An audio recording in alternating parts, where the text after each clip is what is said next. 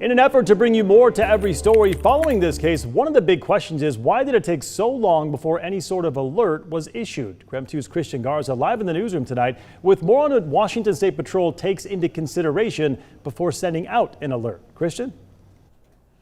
Yeah, Mark. Well, the answer is simple. Amber Alerts are a federal program with criteria set through the Department of Justice, meaning when a report comes through, if it doesn't meet that set criteria, then the state's hands are tied. Now, just hours ago, Washington State Patrol walked me through their 5 criteria required for an Amber Alert, and that means that Chris Loftus, the director of the Public Affairs, says for this case specifically, it failed to meet 2 of those criteria. One was reason to believe an abduction had occurred, and the second one was known danger of bodily harm or death.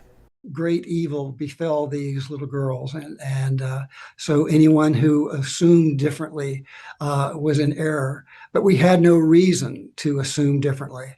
And if we start assuming that every time a custodial parent is late bringing a child home, that there's an abduction or there's possible homicide afoot, we're going to be sounding so many alerts that they become noise very quickly, and they don't become the signal that we needed them to be.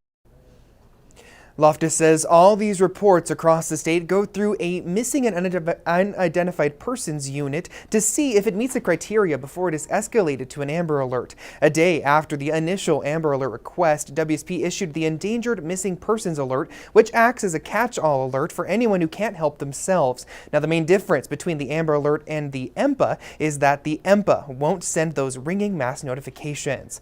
Loftus says so far this year there have been 3 Amber Alerts and 16 EMPAs. The manhunt for the girl's father, Travis Decker, is still underway. We'll be sure to update you with more information when it becomes available. In the newsroom, Christian Garza, KREM 2 News.